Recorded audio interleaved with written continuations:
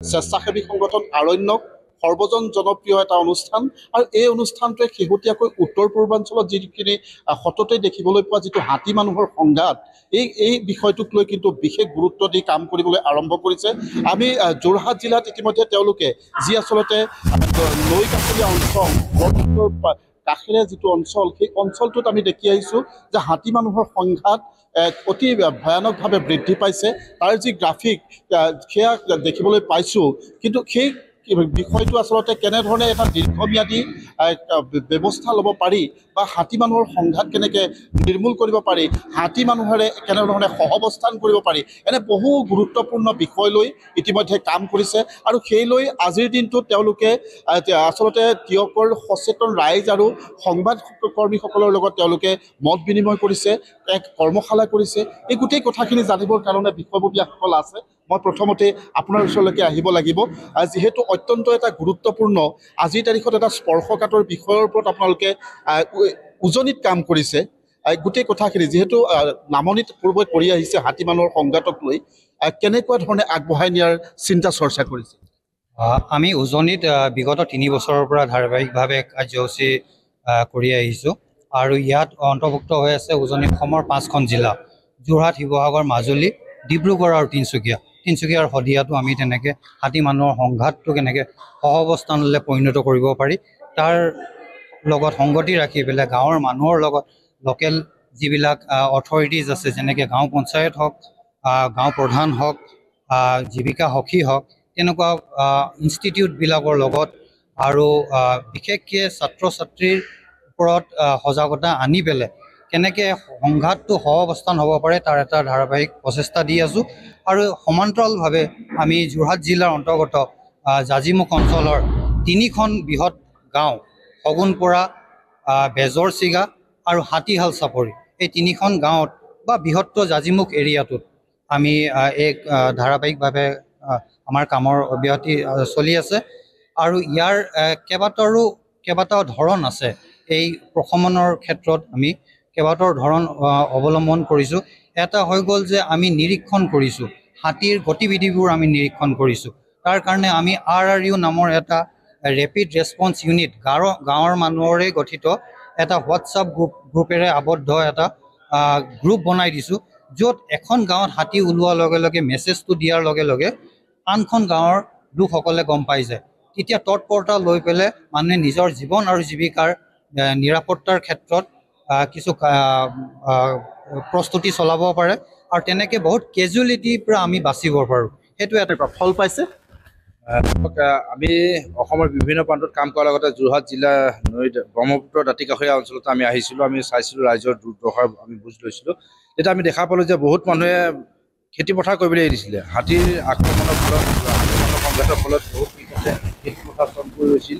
আৰু আমি সেই কৃষকসকলৰ লগত কথা পাতিলোঁ। তাৰ পতাৰ পিছতে তেখেতসকলৰ কৃষি কাৰ্যত কেনেধৰণে আগবাঢ়িব সেই ওপৰত তেখেতসকলক আমি বিশেষ প্ৰশিক্ষণৰ ব্যৱস্থা কৰিলোঁ। আৰু লগতে সৌৰ শক্তি চালিত বেৰাৰ যোগেদি তেখেতসকলৰ খেতিডৰা সুৰক্ষিত কৰি যাতে বন্য হস্তীৰ কোনো ক্ষতি নহয় আৰু খেতিয়কসকলৰ কোনো অনিষ্ট নহয়, তেনেকৈ কৰি পেলাই আমি যোৱা 2টা বছৰ তেখেতসকলৰ লগত কাম কৰি আমি যোৱা বছৰ সম্পূৰ্ণ কৰিছোঁ। 35 কিলোমিটাৰো অধিক দৈৰ্ঘ্য আমি সৌৰ শক্তি চালিত বেৰাৰ ব্যৱস্থা কৰিছোঁ। আৰু যোৱাবাৰ কৃষকে খেতি কৰি যথেষ্ট উপকৃত হৈছে আৰু আমি খুব ভাল পাইছোঁ।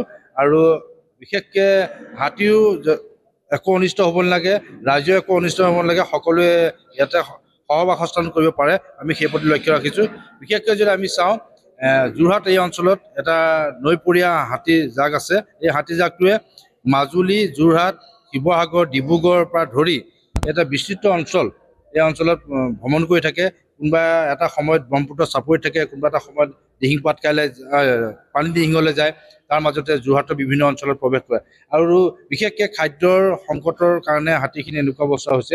আমি আপোনালোকৰ যোগেদি আহ্বান জনাইছোঁ, যিখিনি চৰকাৰী ভূমি আছে সেই ভূমিখিনিত বৃক্ষৰোপণ কৰি হাতীৰ লগতে বন্যপ্ৰাণীৰ যিখিনি খাদ্যৰ অভাৱ হৈ আছে আমাৰ দৃষ্টিত বা আপোনালোকৰ দৃষ্টিত, সকলোৰে দৃষ্টিত, সেইখিনি অভাৱ পূৰ কৰিবৰ কাৰণে আমি চৰকাৰলৈ আহ্বান জনাইছোঁ।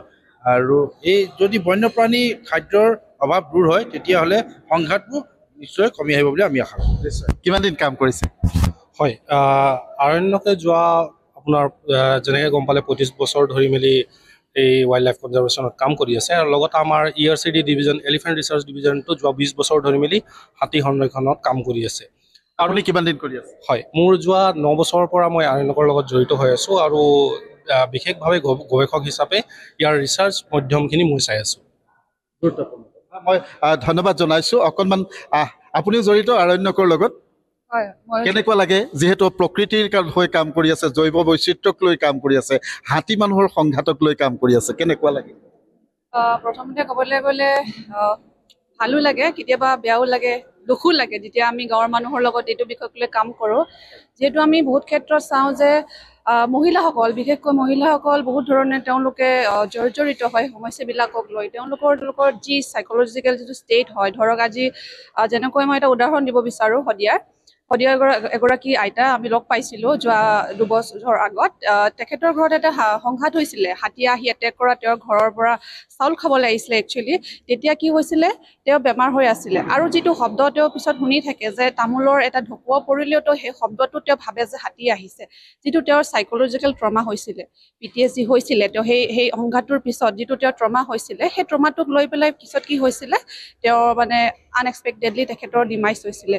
তো এইটো বিষয়ত আমাক বহুত এটা জৰুৰী যে আমি কেনেকৈ সজাগতাটো আনো। সজাগতা বহুতেই জৰুৰী। হাতী মানুহৰ সংঘাতটোতো কিয় হৈছে আমি সেই বিষয়ে জানিবই লাগিব, লগতে আমি তাক কেনেকৈ নিৰ্মূল কৰিব পাৰোঁ সেই বিষয়ে সজাগতা অতিশয় জৰুৰী আৰু প্ৰত্যেকটো কেটেগৰীৰে লাগিব। অকল মানে এনেকুৱা নহয় যে আমি মহিলাসকলক লৈ কাম কৰিম। আমাৰ সমাজখনত যিমানখিনি আছে, পুৰুষ মহিলা, আমাৰ ডেকা চাম আছে, সৰু ল'ৰা ছোৱালী আছে, সকলোৱে সমানে আমি সজাগ হ'ব লাগিব, সজাগতা আনিবলৈ চেষ্টা কৰিব লাগিব।